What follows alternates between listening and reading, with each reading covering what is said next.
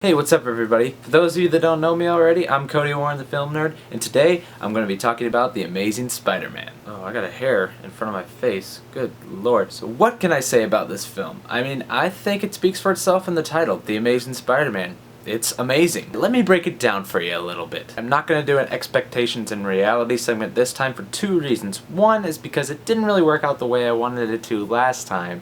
And two is because I forgot to record what I expected before I went and saw the movie. So, yeah. However, in this instance, my expectations pretty much did match the reality, except for the fact that it was multiplied by about 10. Basically what I'm saying is that the movie was 10 times better than I thought it would be, and that's saying something. I mean, when you combine one, already seeing an epic action-filled trailer, two, already knowing that the two lead roles are played by Andrew Garfield and Emma Stone, and three, knowing that it's a reboot of a series that seems to have plummeted all the way to a bottom of an endless pit, you have to expect that it's amazing. And it's just amazing that it was 10 times more amazing than how amazing that I thought it was gonna be. Do you know what I'm saying?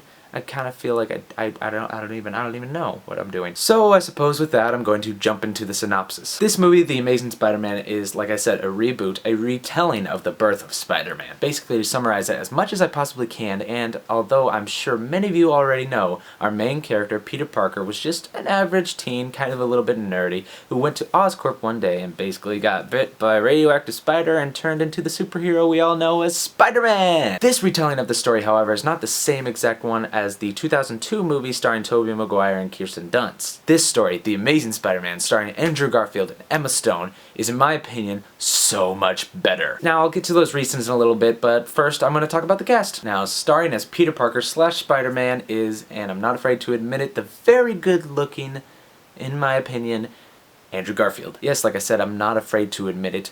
I have a man crush on Andrew Garfield. Wait, why am I whispering if I'm not afraid to admit it? Now, I'm sure a lot of other guys, whether they admit it or not, feel this way too, but I mean, think about it. If you were to like any actor out there, I would definitely pick this British goofball. That is to say, if I were gay and wanted to have relationships with him, which I'm not gay, but, you know, in this case, it really doesn't matter. Some of you may recognize him in other roles, most likely from The Social Network, or in my case, to a two-part Doctor Who episode. But above all else, this movie is definitely the one to throw his name way up there in the most popular actors and actresses of this generation. I really love what Andrew Garfield did with this character, Peter Parker. He is, in my opinion, a much better Peter Parker than Tobey Maguire. I believe the way he portrays Peter Parker is much more relatable, and I'm sure a lot of teenagers and a lot of adults can agree with me on this one. As a friend of mine, Zach, said, Tobey Maguire's cry face is just ugly. However, Andrew Garfield's crying scenes will make your heart stop. But that's all I have to say about Peter Parker. Now, for those of you who haven't already figured it out, Mary Jane is not the lead female role. It's Gwen Stacy, and she's played by the amazing Emma Stone. Emma Stone is, in my opinion, a fantastic actress, and I mean, there are some things I could say about her that really don't want to say publicly. I mean, she's good looking, she's hilarious, she's just a one-of-a-kind actress, and I've loved every single one of the films that I've seen her in. She was off-the-wall funny in Easy A, she was so badass in Zombieland, she was just great in The Help, and she was really down-to-earth in Crazy Stupid Love, and once again, she amazed me in The Amazing Spider-Man. I just don't know how she does it. So Emma Stone knows where it's at. For the final role I'm going to talk about, and good God, I'm never going to pronounce his name right, the Lizard / Kurt Connors is played by Rhys Ifans,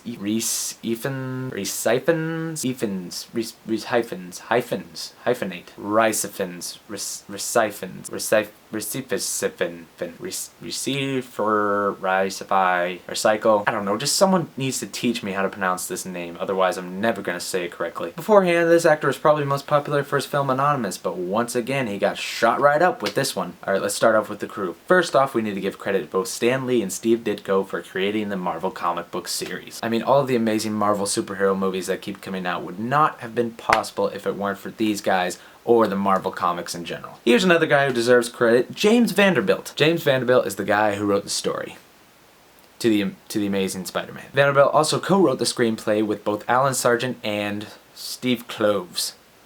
I didn't have to read that at all, no. And of course, the director of this great film was, ironically, Mark Webb. I mean, think about it, what are the odds that the best Spider-Man film so far, at least in my opinion, was directed by a guy whose last name is Webb? I mean, that's gotta be some sort of prophecy or destiny or fate or something along those lines. I mean, I now believe in that kind of stuff just because of this film.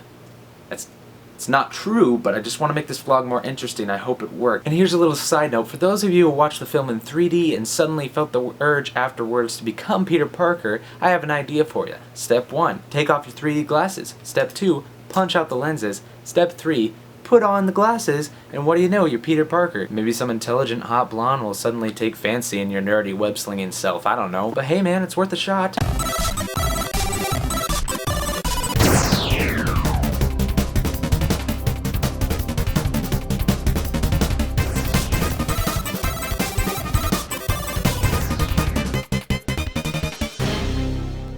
These 3D glasses, they have so many uses, they're just amazing.